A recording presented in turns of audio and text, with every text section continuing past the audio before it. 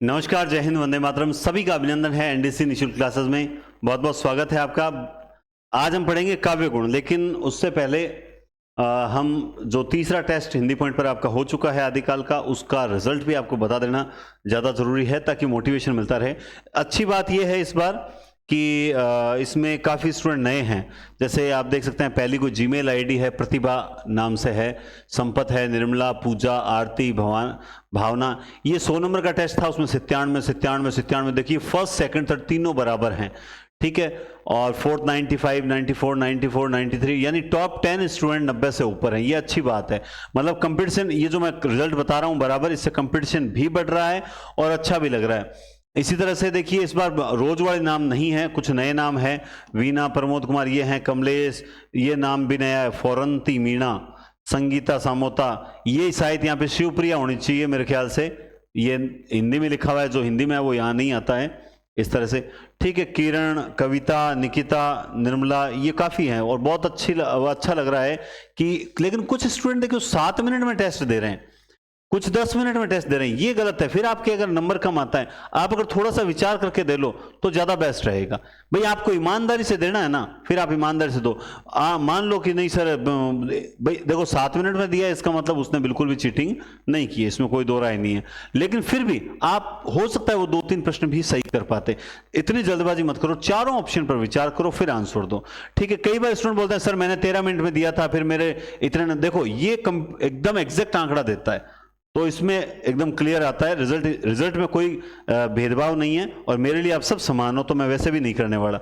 हाँ, एक चीज और है, बहुत से इसमें 5 अटेम्प्ट दिए हुए हैं, लेकिन ध्यान रखना जो आप पहला अटेम्प्ट लोगे ना 24 घंटे में, जो टेस्ट दोगे उसी के आधार पर रैंक बनेगी।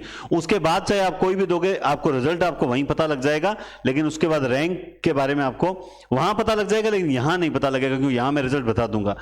कुछ स्टूडेंट बोलते हैं कि सर आप है ना अटेम्प्ट अनलिमिटेड कर दो, मैं बिल्कुल नहीं करूंगा अनलिमिटेड, क्योंकि स्टूडेंट आईडी है ना, आईडी पासवर्ड इधर उधर कर रहे हैं, उनका ऐप भी बंद हो जाएगा, मैं ये भी बता देता हूं। क्योंकि हम सब ध्यान रख रहे हैं कि कौन स्टूडेंट है वो शेयरिंग कर रहा है, ठीक है। शेयरिंग करके आप शेयरिंग नहीं कर रहे, आपको पता है आप अपनी सीट दे रहे हो सामने वाले को। ये जो आप मित्रता निभा रहे हो ना, इसमें आप सीट दे रहे हो उसको। आप सोच रहे हो नहीं नहीं मैं तो मेरे ले लूंगा, ये किसी और के ले लेगा, वहम है आपको। आप अपनी सीट दे रहे हो, आपने पैसे खर्च किए हैं, तो आप इसका सदुपयोग करो, चुपचाप तैयारी करो। उसे बोलो भाई अच्छी टेस्ट है, अच्छा है तो अच्छा बोलो, आपको कमी लगती है तो कोई बात नहीं, लेकिन इतने टेस्ट दे रहे हैं, समझदार होगा वो खुद ले लेगा, क्यों मेहनत कर रहे हैं। आज वाला टेस्ट, ये तीसरा टेस्ट है, चौथे टेस्ट का मैं कल बताऊंगा रिजल्ट, ठीक है। अब मैं आपको एक चीज और बता देता हूं, तो अटेम्प्ट जो है ना, वो अटेम्प्ट मैं आपको बाद में और दे दूंगा। जैसे इस टेस्ट को दोबारा रिन्यू करेंगे ना, मैं 5 अटेम्प्ट और दे दूंगा। परीक्षा नजदीक आएगी तो मैं 5-10 और दे दूंगा, आप वो टेंशन मत लो, ये अनलिमिटेड ही मानो इसको, ठीक है। कितने स्टूडेंट ने दिया टेस्ट, चलिए 60% से ऊपर वालों का रिजल्ट बताता हूं, और आप देख सकते हैं 60% से ऊपर 194 स्टूडेंट हैं। ये बहुत बड़ी बात है, 194 स्टूडेंट, ये सबसे अच्छा लगा मुझे कि लगातार जो है, मतलब एक 200 के आसपास आंकड़ा 60% से ऊपर है, जबकि इससे नीचे ज्यादा रहता है आंकड़ा, तो उनको मैं शामिल नहीं करूंगा। चलिए अब हम पढ़ेंगे काव्य गुण। काव्य गुण से जुड़ने का प्रयास करें, 2-3 मिनट लगेंगे आपको, लेकिन बहुत शानदार करवाऊंगा, आप निश्चिंत रहें। सबसे पहले जानिए काव्य गुण क्या है। देखिए, इसके लिए हमें सबसे पहले क्या समझना पड़ेगा, हमें रीति को समझना पड़ेगा। रीति क्या है? रीति है काव्य की अभिव्यक्ति।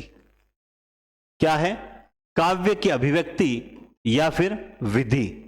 भाई कोई, मतलब जैसे कोई काव्य है, कुछ पंक्तियां हैं, वो किस तरीके से आप तक पहुंचे, उसको अभिव्यक्त किस तरीके से करें, वही रीति है। काव्य की रीति, मतलब रीति क्या है? काव्य की अभिव्यक्ति है, और उस विधि या अभिव्यक्ति के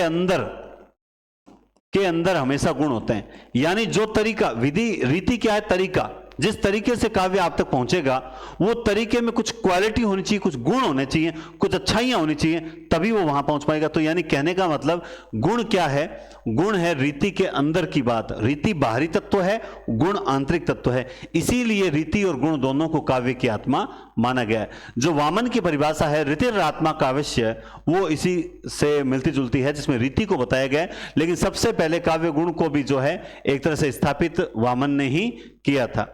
रस को उत्कर्ष करने वाले धर्म काव्य गुण कहलाते हैं। मतलब रस का उत्कर्ष बढ़ाने वाले जो धर्म है वही गुण कहलाते हैं। एक परिभाषा है वामन की, काव्य शोभायो कर्तारो धर्मा गुणा।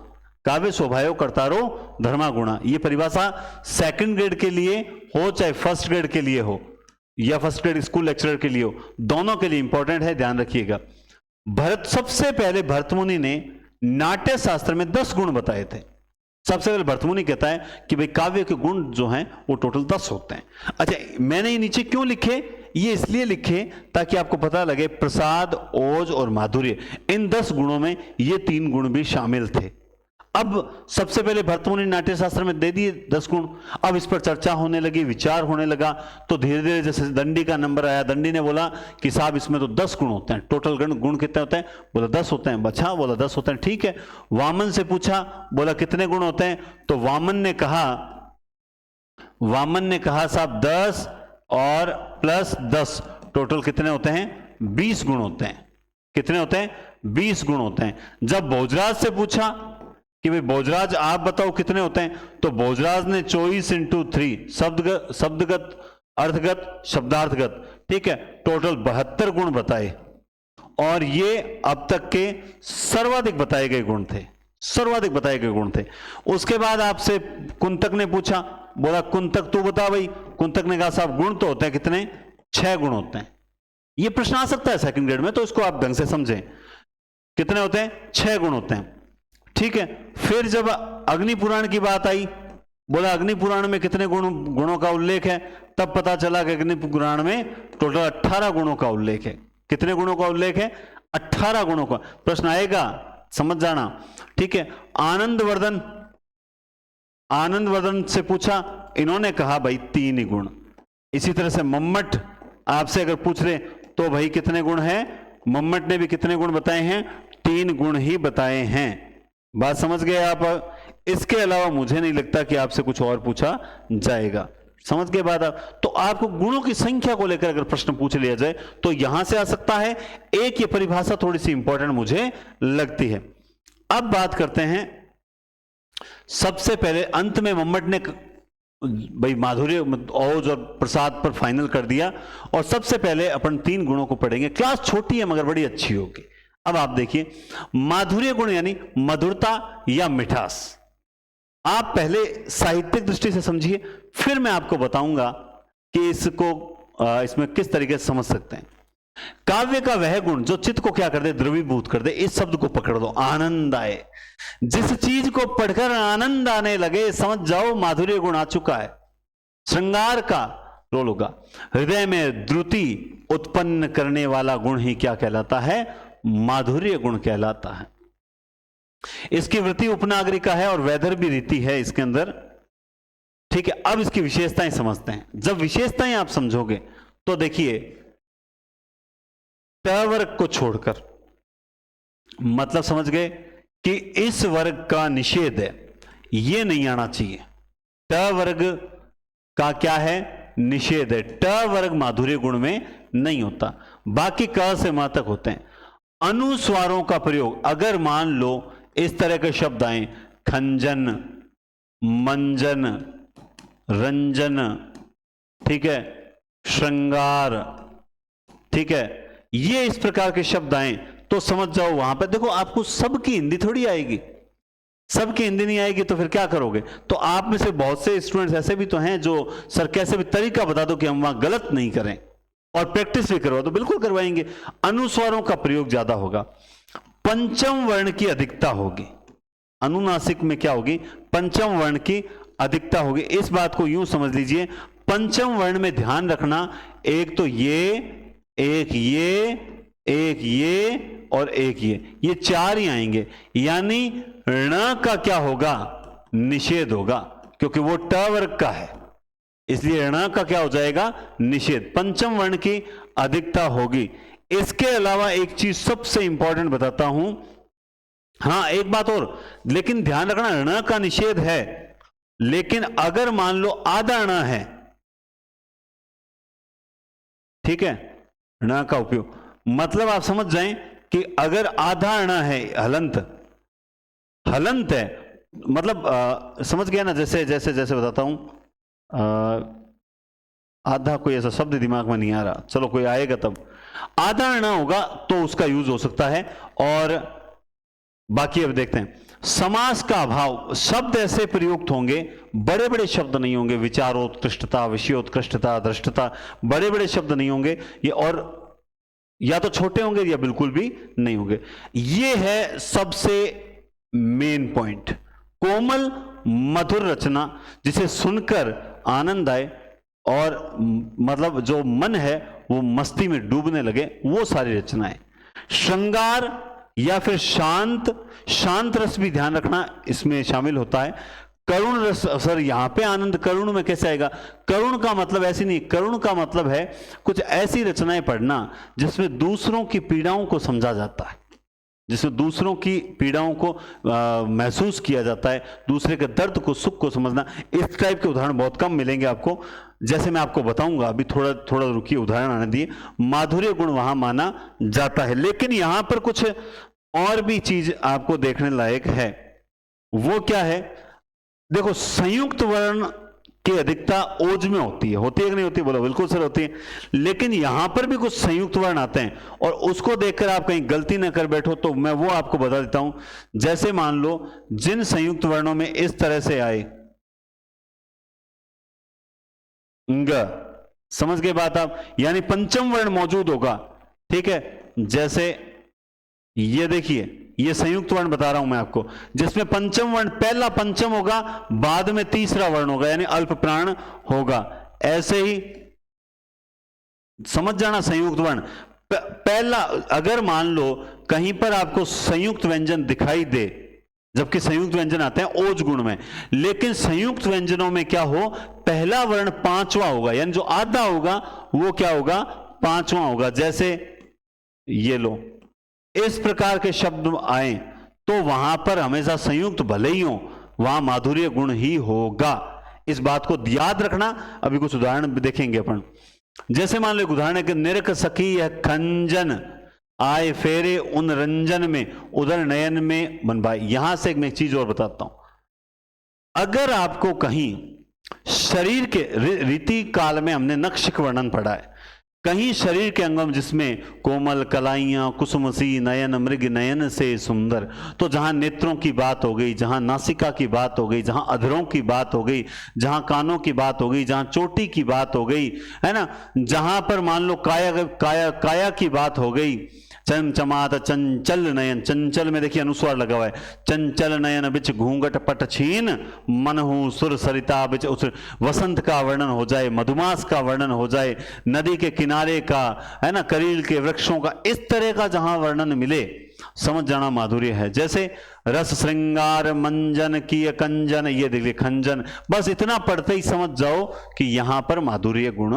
है। मधुमेह वसंत, ये लीजिए, वैसे भी अनुस्वार है लेकिन मधुमेह, है ना, आनंद की ऋतु वसंत होती है। मधुमेह जीवन वन के बह अंतरिक्ष की लहरों से में, कब आए थे तुम चुपके वन से रजनी की पिछली पहरों में। बड़ा अच्छा उदाहरण है, लेकिन सर ये आपने क्यों लिखे? सरल लिख देते। मैं आपको जानबूझ के ये उदाहरण बताने लाया ताकि आपको इनकी हिंदी नहीं आनी चाहिए। आपको हिंदी नहीं आए और फिर आप पहचानो कि माधुर्य गुण है या नहीं है, तो मुझे, अब मान लो मैं यहां लिखता कि बतरस लालच लाल की मुरली धरी लुकाए, सोह करे बहुनी हंसे देन कहीं नट जाए, तो आप तुरंत पता लगा लेते इसमें क्या कहा गया है, इसमें माधुर्य गुण नहीं।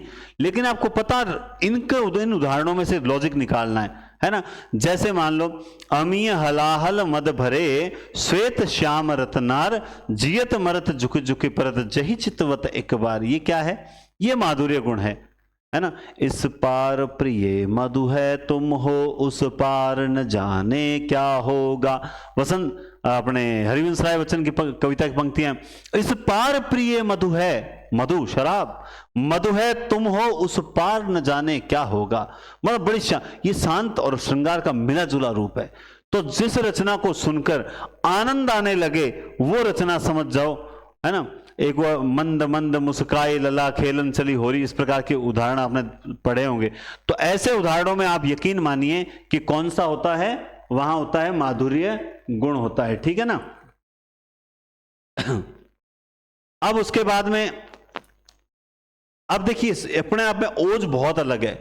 ओज का मतलब ही क्या होता है? स्फूर्ति और आवेग, या जिसको सुनकर मन में, हृदय में तेज और स्फूर्ति मतलब उठने लगे, वो सारे क्या होते हैं?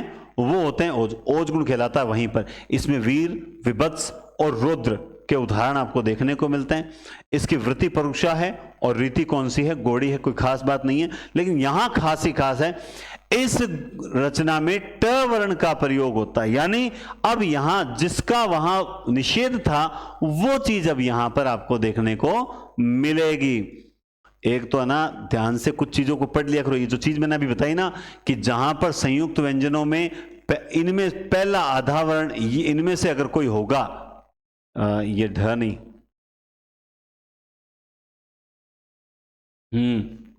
ये अगर इन कोई संयुक्त व्यंजन का पहला वर्ण ये है, तब वहां पे होगा माधुर्य, याद रखना। लेकिन इसके अलावा ये जो कह रहा है ना, द्वित्व और संयुक्त वर्णों की अधिकता, ठीक है, ये क्या है? ये कह रहा है कि मान लो पहला वर्ण तो होगा अल्प प्राण और प्लस महाप्राण।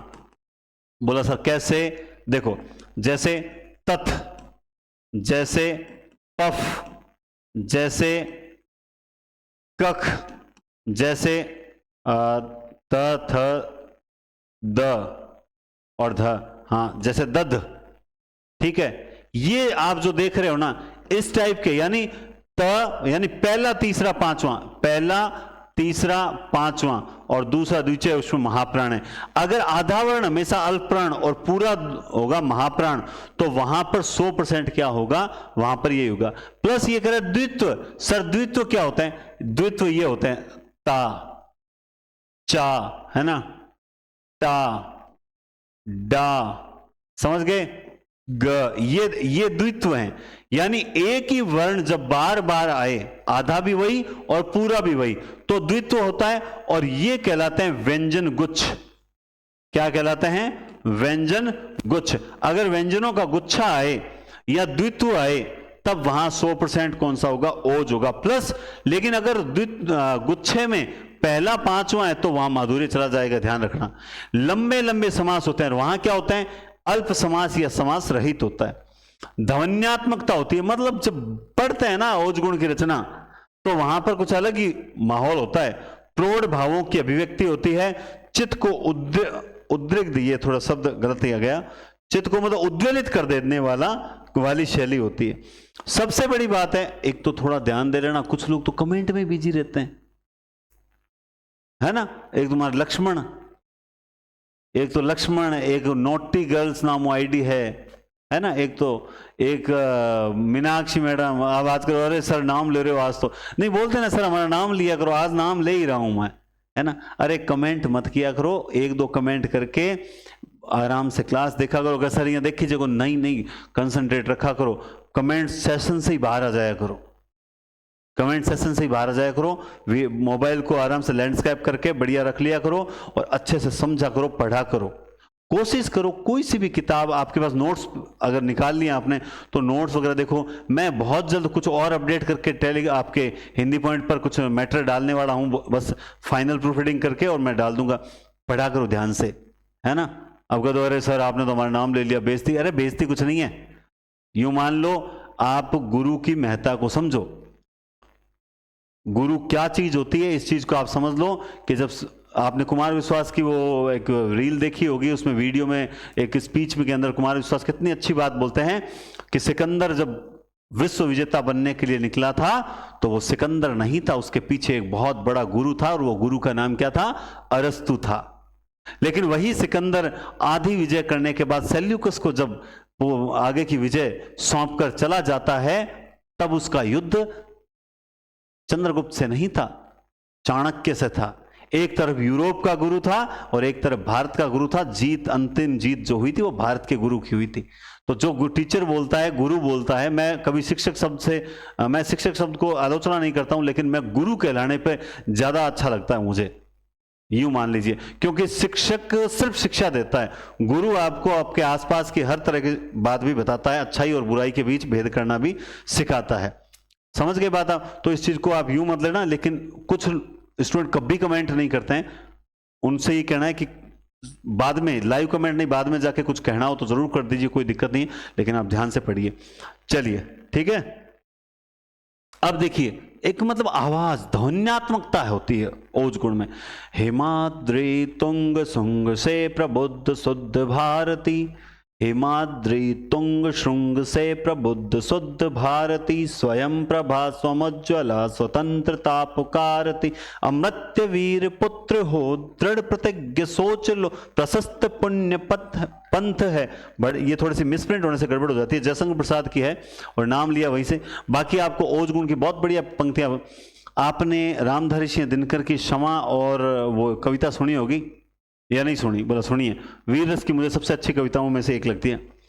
3 दिवस तक पंथ मांगते रघुपति सिंधु किनारे, बैठे पढ़ते रहे छंद अनुनय के प्यारे प्यारे, उत्तर में जब एक नाद भी उठा नहीं सागर से, उठी अधीर अधर पौरुष की आग राम के सर से। ये सुन रखा है कि नहीं सुन रखा है? ये जो स्टार्टिंग में 3 दिवस तक पंथ मांगते रघुपति सिंधु किनारे, ये इस प्रकार की जो रचनाएं हैं जहां पे ओज ही ओज दे। सच पूछो तो शर्मे ही बसती है दीप्ति विनय की, संधि वचन संपुंज उसी का जिसमें शक्ति विनय की।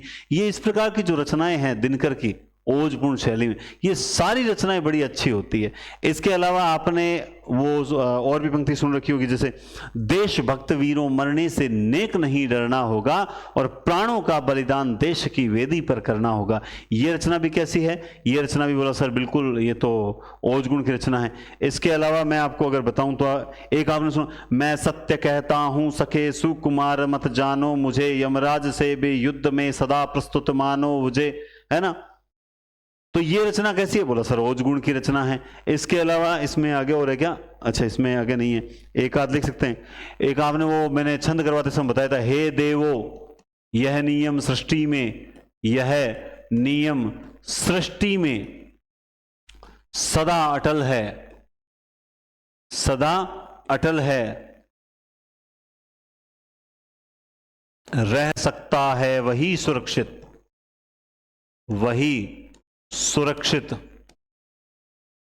जिसमें बल है, जिसमें बल है, निर्बल का है नहीं जगत में कहीं ठिकाना, रक्षा साधन प्राप्त चाहे हो उसे नाना। तो ये ऐसे उदाहरण जहां आते हैं तो वहां पे हमेशा क्या होता है, वहां ओज गुण के उदाहरण ही माने जाते हैं। इस तरह से और भी कठिन कठिन है, गिर गिर भू पर रुंड गिरे, आपने सुन रखा है क्या इस तरह के उदाहरण? ये उदाहरण कुछ मतलब इस तरह से याद, एक है जैसे क्या है, कभी कुछ ऐसी तान सुनाओ जिससे उथल पुथल मच जाए। सुन रखा है? कभी कुछ ऐसी तान सुनाओ, ये लिख देता हूं मैं, लिखूं क्या यहां पर? बरसे आग जलद जलद जल जाए, बरसे आग जलद जल जाए, बरसे आग जलद जल जाए। और अगली पंक्ति है, बरसे आग जलद जल जाए, भस्म, ये पंक्ति मुझे याद नहीं आ रही, बरसे आग जलद जल जाए और भस्म सात भूधर हो जाए, भूधर हो जाए। इस तरह की पंक्ति है, याद नहीं आ रही, लेकिन लास्ट पंक्ति इसी प्रकार से है कि कभी कुछ ऐसी तान सुनाओ जिससे उथल पुथल मच जाए। ये सारी क्या रचनाएं होती है? ये सारी रचनाएं ओज गुण की रचनाएं हैं। ओज गुण की रचनाओं में एक सबसे खास बात ये आपको यही देखना है कि इसमें बढ़ो करो वीर स्वजाति का भला, अपार दोनों विधि लाभ है हमें। इसके अलावा आपने पढ़ा होगा कि किया स्व कर्तव्य उबाल जो, अच्छा चलो छोड़ो, आपको वो याद है श्री कृष्ण के सुन वचन अर्जुन क्रोध से जलने लगे, तो वहां पर भी क्या है? ओज गुण है। इसके अलावा जो मैंने आपको उस दिन मारवाड़ी में सुनाई थी, जैसे मान लो वो सेनानी, मेघराज मुकुल की कविता है सेनानी, है ना, चुंडावत मांगी सेनानी, छरकाट दियो छत्राणी, इस प्रकार के जो उदाहरण होते हैं, पढ़ते ही लग जाता है कि वहां पे निश्चित रूप से ओज गुण होगा। अब ये तो रेगुलर जब पढ़ेंगे ना तब जाके अपने को याद रहेंगे उदाहरण, है ना। प्रसाद गुण पढ़ते हैं, निर्मलता और स्वच्छता। निर्मलता, निर्मल रहना और स्वच्छता सबसे बड़ी बात है। और हम ये बचपन से पढ़ते आए हैं, जब से हमने काव्य गुण पढ़े कि जैसे सूखी लकड़ी आग पकड़ लेती है, या ईंधन मतलब जैसे सूखा वस्त्र तुरंत आग पकड़ लेता है, यानी जिसे पढ़ते ही तुरंत दिमाग में आ जाए वो सारे क्या आते हैं, प्रसाद गुण आते हैं। मैंने इसको कैसे लिया, मैंने इसको इस प्रकार से लिया कि जितने भी नीति परक दोहे हैं वो सारे प्रसाद गुण में आएंगे। जो नीति की बात करेगा वो सारी चीजें इसमें आएंगी। प्रसाद काव्य का वह गुण है जो काव्य को पढ़ते हैं। मैं आपको एक बात बता दूं, ये सभी प्रकार के रसों में, सभी प्रकार के प्रसंगों में होता है, लेकिन इसका प्रधान रस जो होता है ना वो शांत रस होता है। इसका प्रधान रस शांत होता है। हालांकि ये सभी प्रकार के रसों में पाया जाता है, सुनते ही उसके अर्थ को हृदयंगम बना देता है। सीधी सी बात है, इन परिभाषाओं पे क्यों उलझे। हम जानते हैं कि ये गुणों का राजा, हाँ ये गुणों का राजा कहलाता है, माधुर्य गुण नहीं कहलाता राजा, इस बात को ध्यान रखना। और वृत्ति इसकी कोमला है, रीति इसकी पंचाली है। और हाँ, तो कुल मिला के इसको प्रसाद गुण को यूं समझो, सारे जहां से अच्छा हिंदुस्तां हमारा, हम बुलबुलें हैं इसकी, ये गुलसिता हमारा, इसमें कौन सा है, बोला इसमें प्रसाद गुण है। इसके अलावा अगर आपसे मान लो यूं पूछ लिया जाए कि जैसे बात सीधी थी मगर भाषा के चक्कर में जरा टेढ़ी फंस गई, ये कौन सा है, नहीं कविता की उड़ान भला चिड़िया क्या जाने, बाहर भीतर इसगर उसगर सब एक घर कर देने के माने, भला चिड़िया क्या जाने, ये कौन सा है, बोला सर यही बिल्कुल है। इसके अलावा जैसे मान लो गुरु गोविंद दो खड़े काके लागू पाए, इसमें कौन सा है, बोला बिल्कुल प्रसाद गुण है। समझ रहे हो बात आप। तो प्रसाद गुण की जो रचनाएं हैं वो एकदम सिंपल, सीधा सीधा अर्थ।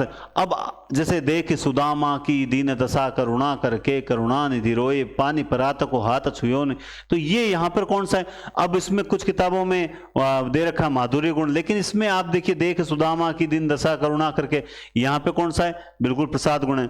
रही मन धागा प्रेम का मत तोड़ो छिटका, ये कौन सा है, ये निश्चित रूप से कैसा है, ये बिल्कुल आप समझ सकते हैं प्रसाद गुण का, टूटे थे फिर ना मिले, मिले न गांठ पड़ जाए। इसके अलावा छीनता है स्वत्व को, अब देखिए कुछ नया उदाहरण है, छीनता है स्वत्व को और त्याग तप से तू काम ले, यह पाप है पुण्य है विच्छिन्न कर देना उसे, तेरी तरफ बढ़ रहा जो हाथ है। जो लाइन पढ़ते ही सीधा सीधा अर्थ ग्रहण मतलब अर्थ समझ में आता है। अब सर यहां पर तो सर मतलब वीर रस की बात नहीं है, ऐसा कुछ नहीं है, ऐसा कुछ नहीं, सीधा सीधा पढ़ते ही अर्थ समझ में आ रहा है। दूसरा, आप कई लोगों के दिमाग में क्या आ गया, चच आ गया। बिल्कुल आप जानते हैं इसमें तो सारे के सारे रस होते हैं। तो ये जो एक चीज आती है पुण्य है, अच्छा आधारणा किस में आता है, बोला सर ये तो माधुर्य की बात हो गई, आधारणा माधुर्य में आता है, हमने पढ़ा है कि नहीं पढ़ा है, लेकिन सर ओज में भी तो आता है, बिल्कुल ओज में आता है। विच्छिन्न शब्द में सर चच आ गया तो ये ओज होना चाहिए, लेकिन नहीं, जो सीधा सीधा पढ़ते ही तुरंत अर्थ समझ में आ जाए वहां पर निश्चित रूप से कौन सा होता है, प्रसाद गुण होता है। मैं आपको एक दो उदाहरण और बता देता हूं, और वो अगर आप जानोगे तो बहुत बढ़िया रहेगा। आप इस चीज को देखो, नोट्स में शायद आपके लिखे हुए भी होंगे प्रसाद गुण के। जैसे आपने पढ़ रखा है, जाकी रही भावना जैसी प्रभु मूर्ति देखी तिन वैसी। सुन लेना ध्यान से, मैं ये सारी चीजें आप तक पहुंचाऊंगा, आपको सर कब पहुंचाओगे, मैं सही समय पर सब पहुंचा दूंगा।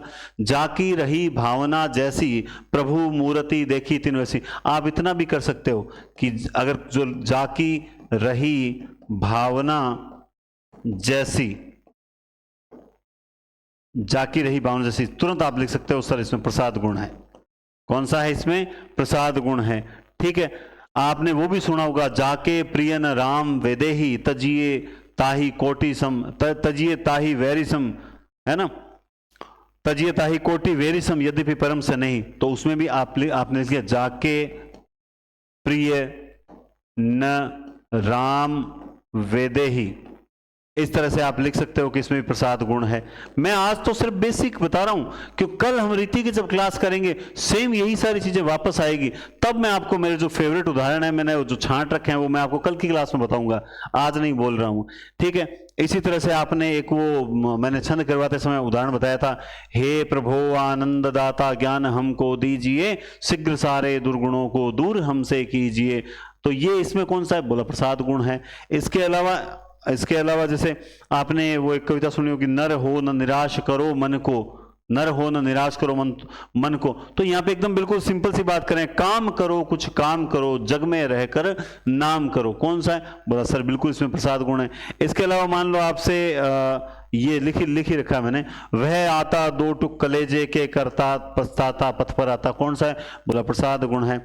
ठीक है। इसके अलावा आपने जो एक वो पढ़ा होगा, हो जाए न पथ में रात कहीं मंजिल बीत है दूर नहीं है, सोच थका दिन का पंथी भी जल्दी जल्दी चलता है, दिन जल्दी जल्दी ढलता है। कौन सा है? बोला बिल्कुल प्रसाद गुण है, इसके अंदर कोई दिक्कत वाली बात नहीं है। आपको आराम से पता लग जाए, मैं दीवानों का वेश लिए फिरता हूं, मैं मादकता नीचे से लिए फिरता हूं, है ना, मैं मादकता नीचे से लिए फिरता हूं, क्यों कवि कहकर संसार मुझे अपनाए, मैं दीवानों का वेश लिए फिरता हूं। कौन सा है? बोला प्रसाद गुण है। जो पढ़ के तुरंत सीधा समझ में आ जाए वो निश्चित रूप से प्रसाद गुण की रचना बन जाएगी। ओज गुण की रचना में सबसे इंपॉर्टेंट बात जो आपको ध्यान रखनी है वो यही है, द्वित्व संयुक्त वर्ण, बड़े बड़े शब्द, ध्वन्यात्मकता होगी। क्योंकि इसके उदाहरण आप देख लीजिए, हिमाद्री, है ना, ये देखिए, मतलब एकदम ऐसे शब्द आ रहे, द ध, ये सबसे ज्यादा देखने को मिलता है। स्वतंत्रता, मतलब जो संयुक्ताक्षर है ना, संयुक्ताक्षरों की अधिकता होती है, संयुक्ताक्षरों की क्या होती है? अधिकता होती है। आपने बस ये एक चीज अगर आपने पकड़ ली ना, तो भी आपके कभी भी कोई गलत नहीं होगा। और जैसे हिमाद्री, तुंग, श्रृंग, इसी तरह आपने सुन रखा है, हय रुंड गिरे गज झुंड गिरे, कटकट अवनी पर मुंड गिरे। हय रुंड गिरे गज मुंड गिरे, कटकट अवनी पर रुंड गिरे, भूपर निकल वितुंड, भूपर है निकल वितुंड गिरे, भूपर है निकल वितुंड गिरे, लड़ते लड़ते आदि झुंड गिरे, लड़ते लड़ते आदि झुंड गिरे। फिर आगे कहते हैं, आगे वो याद नहीं है ना, हाँ, एक वो जो है, गिर गिर भूपर रुंड उठे, कर अट्ठहास अरिमुंड उठे, कोलाहल घोर प्रचंड उठे, और रणनाथ पिशाची मुंड उठे। ये इस प्रकार के जो उदाहरण आप देखते सुनते हो, ये सारे किस में आते हैं? ओज गुण में आते हैं। ठीक है। और वो आपको मैंने बता दिया, हे देवो यह नियम सृष्टि का सदा अटल है, रह सकता है वही सुरक्षित जिसमें। माधुर्य गुण में आप जाओगे तो माधुर्य गुण तो आपको पता है, अनुस्वारों, ये माधुर्य गुण में आप एक चीज पकड़ लो, अनुस्वार और मधुरता। सुनने में क्या लगे? मधुरता और अनुस्वार अगर आपको पहचान में आ गया तो निश्चित रूप से आप कभी गलत नहीं करोगे। मंद मंद मुरली बजाए अधर धरे, और मंद मंद निक्षो मुकुंद मधुवन पे, मंद मंद निक्षो मुकुंद मधुवन पे। इसी तरह से जैसे कविता दिल की भावना, कविता मीत प्रतीत, कविता सावन की झड़ी, कविता प्रीत संगीत। यहां पर भी कौन सा है? बिल्कुल यहां पर भी माधुर्य गुण की रचना बन जाती है। ठीक है। तो इसके अलावा कुछ उदाहरणों के द्वारा हम कल की क्लास में और देखेंगे। अब आपको मैं बताने जा रहा हूं, क्लास इससे भी अच्छी हो जाती, क्लास इससे भी अच्छी हो जाती। दिक्कत क्या हुई? आधे घंटे की क्लास रिकॉर्ड होने के बाद क्लास हो गई खराब, मुझे दोबारा रिकॉर्ड करनी पड़ी। और इसलिए जो शानदार तरीके से बताना चाह रहा था वो थोड़ा सा कुछ चूक रह गई। लेकिन खैर, कल रीति की क्लास है, उसमें मैं इस क्लास की भरपाई भी करूंगा और कुछ उदाहरण एक्स्ट्रा लेकर आऊंगा। ठीक है। तो आज की क्लास को थोड़ा सा, आज यूं मान लो, मैंने कहा था ना कि कई बार मैं खुद संतुष्ट नहीं होता कि मुझे कुछ उदाहरण और बताने थे, वो मैं कल की क्लास में पूर्ति करूंगा। ठीक है। आज की क्लास को यहीं समाप्त करता हूं। बहुत बहुत धन्यवाद। Take care. शुभ रात्रि।